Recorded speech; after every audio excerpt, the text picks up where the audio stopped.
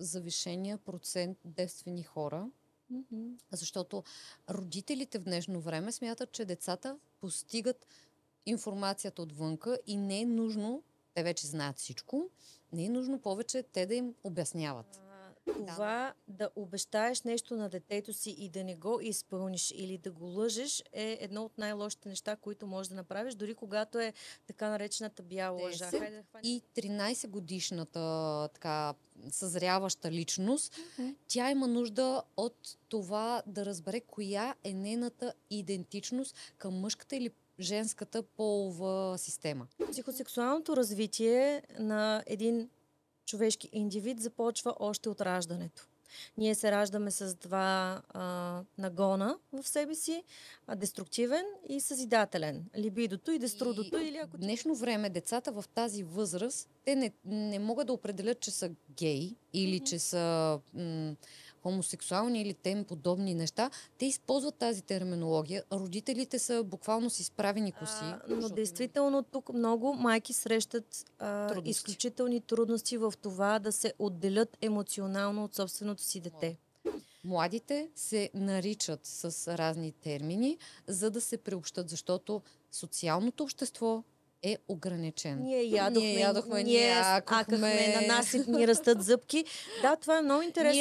Ние спахме, да. То детето е спал, ти си мила, че ние, обаче ние спахме. Инфлуенснати от различни видове съдържание търсят някой по-готов и успял от тях да подреди техният живот. Това е нещо много интересно, как последните години жените на по-зряла възраст имат по-млади приятели. Защо според теб?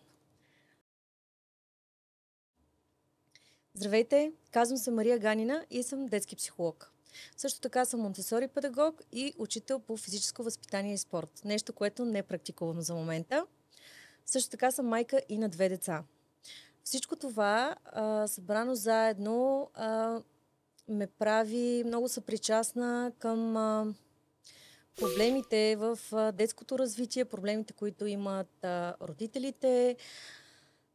И днес се надявам с моята колежка Вили Кръстева, която след малко ще се представи, да успеем да осветлим малко повече теми, които обществото поради някаква причина не говори достатъчно за него.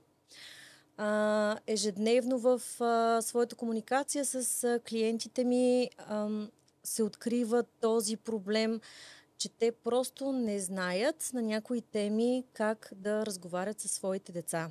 И то тази тема е темата за сексуалното образование, сексуалното развитие, въобще човешката сексуалност. В контекста, разбира се, на децата и на семейството. Вили? И най-вече на личните преживявания, защото тук ще разказваме какво ни е провокирало. Аз съм Вили Кръстева и съм консултант, психолог, сексолог, както и фамилен терапевт. Най-любимото ми нещо е, когато дойдат при мен двойка, защото вече нямат сексуалните отношения. И това е причината те да са преди раздялата си. Какво ги кара, как се стига до там и защо все повече процента на разводи след раждането на детето и навършването на 1 годинка са на лице. Това също ще го засегнем с моята приятна, прекрасна колежка и невероятен специалист в детското развитие. Благодаря, Вили, за милите думи.